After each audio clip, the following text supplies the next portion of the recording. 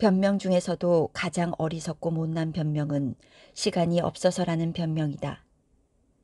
케네디 대통령의 연설에 다음과 같은 내용이 나온다. 프랑스 육군 원스 리오테는 어느 날 정원사에게 나무 한 그루를 심으라는 명령을 내렸다. 그 나무는 성장이 더디기 때문에 다 자라려면 최소한 100년 이상은 걸린다며 정원사가 머뭇거리자 리오테는 이렇게 말했다. 그렇다면 더욱 지체할 시간이 없네. 당장 심게. 시간이 없다고 변명하지 말라. 그 말은 실패자들이 즐겨 사용하는 가장 오래된 단골 메뉴다. 인생은 짧을지도 모르지만 그 말을 수만 번 반복할 수 있을 만큼은 충분히 길다. 나는 운을 신봉하는 사람이다. 그리고 더 열심히 일하면 할수록 더 많은 운을 갖게 된다는 것도 잘 알고 있다. 사람에게 행운을 가져다 주는 여신을 그리스 신화에서는 뒤케, 로마 신화에서는 포르투나, 시칠리아 섬에서는 아가타라고 부른다. 나라마다 행운의 숫자가 존재하는데 우리나라에서는 3, 중국에서는 8, 서양에서는 7이 행운을 가져다 주는 숫자로 선호된다. 로또에 당첨되기 위해서도 반드시 복권을 사야 하듯이 행운도 열심히 일하고 스스로 노력하는 사람에게 돌아온다. 하늘은 스스로 돕는 자를 돕는다는 말을 잊지 말자. 레이 크록은 이렇게 말했다. 땀 한 방울을 흘릴 때마다 더 많은 행운이 찾아온다. 신이 말하기를 내가 원하는 것은 무엇이든 가져도 좋다. 단 대가를 지불하라. 미국 영화배우 찰리 채플린은 이렇게 말했다. 사람들은 제가 천부적인 재능을 타고났다고 생각합니다. 그분들은 모르는 것이 하나 있습니다. 저는 한 번을 웃기기 위해 최소한 100번을 연습한다는 사실입니다. 당신은 100번을 연습한 적이 있습니까? 인생에서 원하는 것을 갖고 싶은가? 그렇다면 먼저 땀과 노력이라는 대가를 지불하자. 영웅이란 용기가 많은 사람이 아니라 보통 사람보다 5분 더 용기를 지속할 수 있는 힘을 가진 사람이다. 용기는 두려움이 없기 때문에 취하는 행동이 아니라 그렇게 하는 것이 옳고 바람직하다는 신념 때문에 취하는 행동이다. 두려움을 이겨내라. 두려움을 부정하지 말고 두려움을 이겨내라. 영웅이란 두려움을 모르는 사람이 아니라 두려움을 극복하는 사람이다. 청년에게 권하고 싶은 것은 다음 세 마디뿐이다. 일하라. 더욱더 일하라. 끝까지 일하라. 아인슈타인은 이렇게 말했다. 나는 장래일을 절대로 생각하지 않는다. 그것은 틀림없이 곧 오게 될 테니까. 미래에 대한 두려움이나 불안 또는 지나친 기대와 흥분에 사로잡히지 말라. 오직 열심히 일하고 더욱 일하고 끝까지 일해보자. 목표를 이루는 것은 성공이지만 최선을 다하는 것은 더 큰 성공이다. 인생 최대의 영광은 한 번도 실패하지 않는 것이 아니라 실패할 때마다 일어서는 것. 일본 혼다 자동차의 창업주 혼다 소이치로는 이렇게 말했다. 나는 많은 꿈을 이루었지만 많은 실패도 함께 겪었다. 그러나 실패를 부끄럽게 생각하지는 않는다. 그 실패로 지금의 혼다가 여기 있기 때문이다. 실패를 부끄럽게 생각하지 마라. 실패는 성공의 디딤돌이요 지름길이다. 인생 최대의 수치는 실패가 아니라 실패했을 때 다시 일어서지 않는 것이다. 할 수 없다고 생각하는 것은 하기 싫다고 다짐하는 것과 같다. 어려운 일이 닥쳤을 때 할 수 없다고 생각하거나 탓하는 사람에게는 가능한 일도 불가능으로 끝나기 마련이다. 하기 싫은 일은 할 수 있다고 말하고 할 수 없는 일은 하고 싶다고 생각하라. 사람은 운명의 포로가 아니라 자기 마음의 포로일 뿐이다. 내일 우리가 실현하고자 하는 것을 막는 것은 오늘 우리가 가진 의구심일 뿐이다. 남아프리카 최초의 흑인 대통령 넬슨 만델라는 전 세계인으로부터 존경받는 인물이다. 남아공 정부는 만델라의 생일은 만델라데이로 지정했고 유엔에서도 매년 7월 18일은 국제 넬슨 만델라 데이로 지정했다. 만델라의 위대한 점은 무엇보다도 국가 운명의 포로가 되지 않았다는 사실이다. 42살의 나이에 종신형을 선고받고 27년 7개월을 감옥에 갇혀 지내면서도 그는 항상 스스로에게 이렇게 다짐했다. 운명에 굴복하는 것은 패배와 죽음에 이르는 길이다. 반드시 살아서 걸어나가리라. 이루고 싶은 꿈이 있다면 의구심을 버리고 마음의 포로에서 벗어나라. 그것이 운명의 포로에서 벗어나 인생을 만드는 길이다. 좋은 결심은 늙은 말과 같다. 안장을 채우지만 거의 타지 않는다. 조 스트러머는 이렇게 말했다. 나쁜 버릇은 편안한 침대와 같아서 들어가기는 쉽지만 빠져나오기는 어렵다. 성공은 결심에 달려있는 것이 아니라 실행에 달려있다. 나쁜 버릇에는 길들여지지 말고 좋은 결심은 즉각 행동으로 옮겨라. 오늘의 식사는 내일로 미루지 않으면서 오늘 할 일은 내일로 미루는 사람이 많다. 세르반테스는 근면은 행운의 어머니다. 반대로 게으름은 인간을 그가 바라는 목표에는 결코 데려다 주지 않는다고 말했고 미국 시인이자 소설가인 칼 샌드버그는 이렇게 말했다. 시간은 우리 각자가 가진 고유의 재산이요 유일한 재산이다. 그것을 어떻게 사용할 것인지 결정할 수 있는 것은 오로지 우리 자신뿐이다. 결코 그 재산을 남이 우리 대신 사용하지 않도록 조심해야 한다. 오늘의 식사는 오늘 먹는 것처럼 오늘 할 일을 내일로 미루지 말라. 얼마나 팔릴까 고민하지 말고 얼마나 즐겁게 해줄 수 있는지 고민하라. 삼성 석유화학 사장을 역임한 제이스텝 성평건 회장의 말이다. 그는 또한 이렇게 말한다. 돈이란 노동의 대가가 아니라 내가 한 일이 다른 사람들을 얼마나 즐겁게 했는가에 대한 보상이다. 돈을 벌고 싶으면 얼마나 팔릴까 고민하지 말고 고객 또는 다른 사람들을 어떻게 즐겁게 해줄 수 있는지 고민해보자. 미래에셋 박현주 회장은 이렇게 말했다. 돈은 아름다운 꽃이다.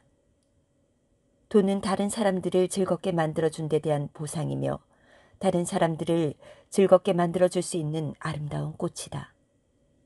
돈과 일에 대해 긍정적이고 올바른 가치관을 가져보자. 비평가들의 말에 신경을 쓰지 마라. 비평가를 찬양하는 동상이 세워진 적은 없다. 존 호머 밀스는 이렇게 말했다. 삶이란 우리의 인생 앞에 어떤 일이 생기느냐에 따라 결정되는 것이 아니라 우리가 어떤 태도를 취하느냐에 따라 결정되는 것이다. 나는 이렇게 바꿔 말하고 싶다.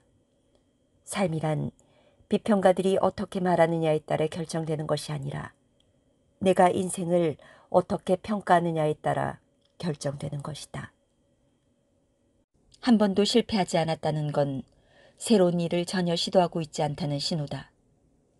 실패란 성공을 향한 관문이며 성공을 가로막는 장애물을 하나씩 제거하는 과정이다.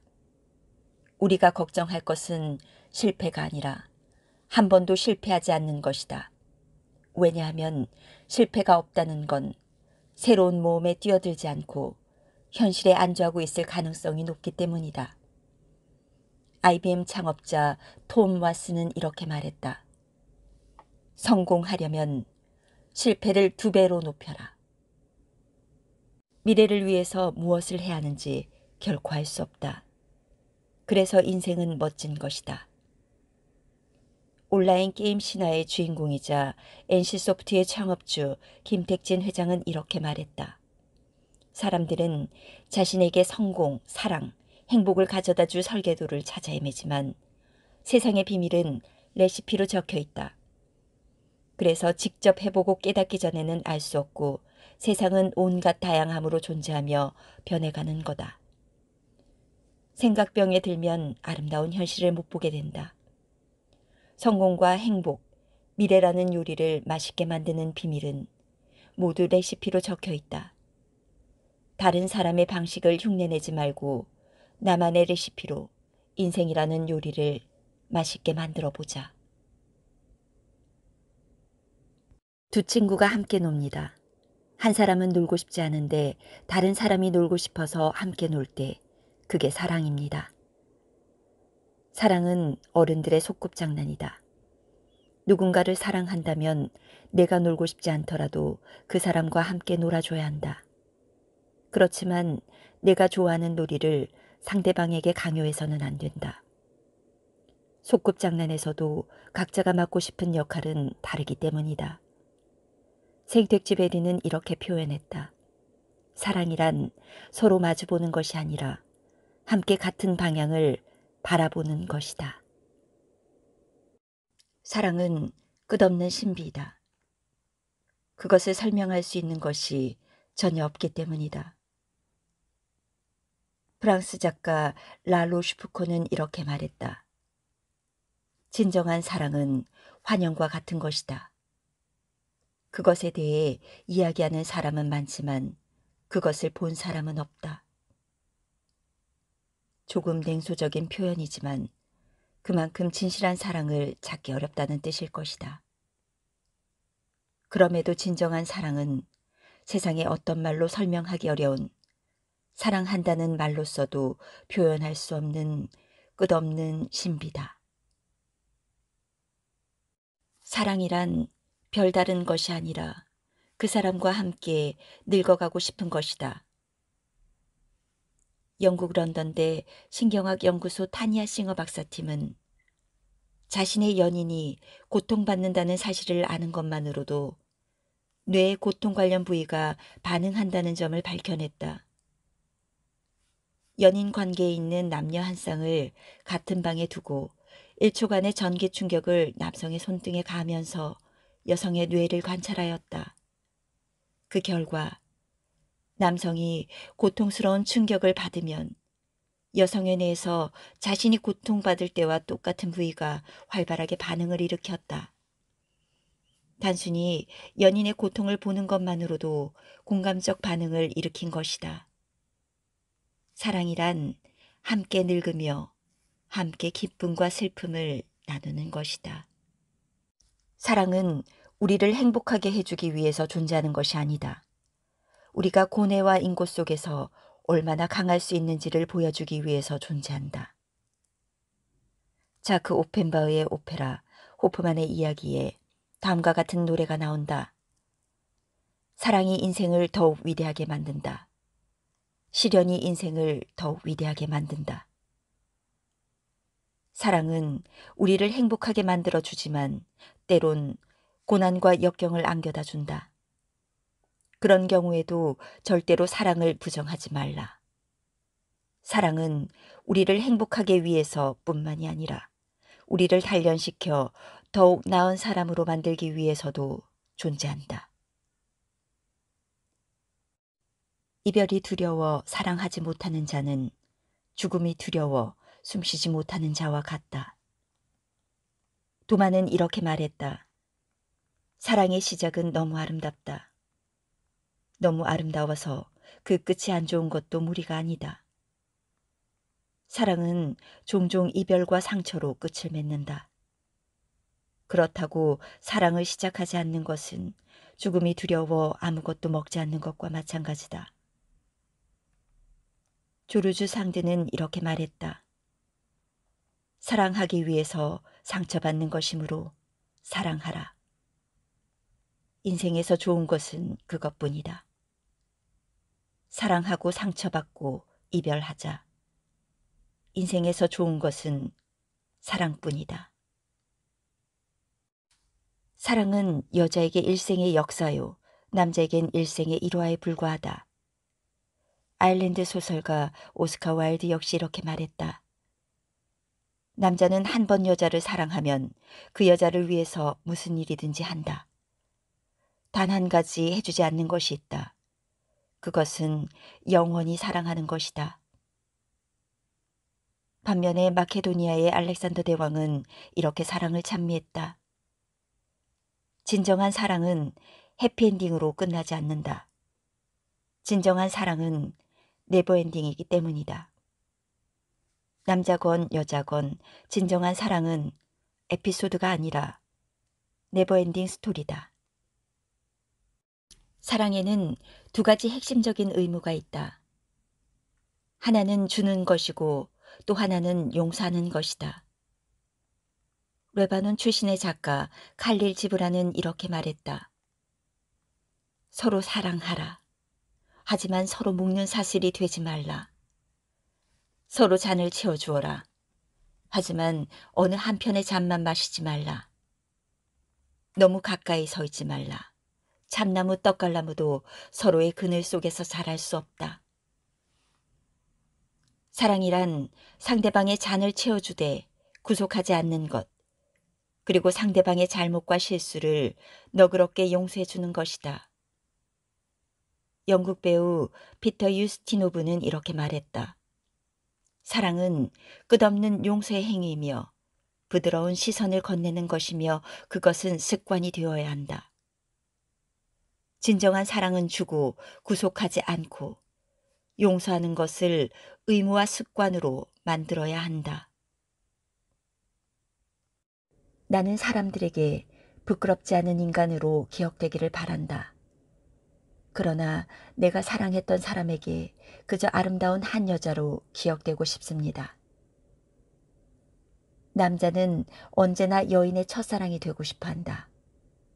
반면에 여자는 언제나 남자의 마지막 낭만이 되고 싶어 한다는 말이 있다. 사랑하는 사람 앞에서는 누구나 그저 아름다운 여자, 멋진 남자가 되고 싶을 뿐이다.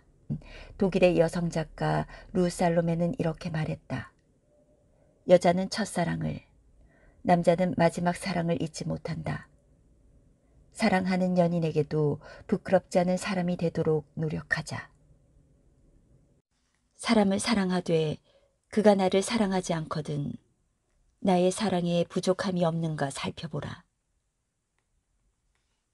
세상에서 가장 긴 편지는 1875년 프랑스화가 마르셀 레크루트가 애인 마드렌드에게 보낸 편지다. 특이하게도 그 편지에는 나는 당신을 사랑합니다 라는 짧은 문장이 187만 5천 번이나 적혀 있다. 귀머거리라서 말을 듣지 못하는 마드렌드를 위해 자신의 사랑을 편지로 고백한 것이다. 누군가를 사랑하는데 나의 마음을 몰라준다면 187만 5천 번 사랑한다고 말해보라.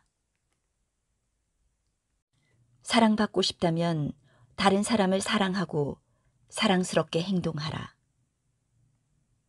이탈리아 문학가이자 모험가이며 희대의 바람둥이였던 카사노바는 자서전 불멸의 유혹에서 여성들이 호감을 느끼도록 만드는 방법에 대해 다음과 같이 말하고 있다. 여성은 자신이 매우 사랑받고 있으며 매우 소중한 존재라는 사실을 일깨워주는 사람과 사랑에 빠진다.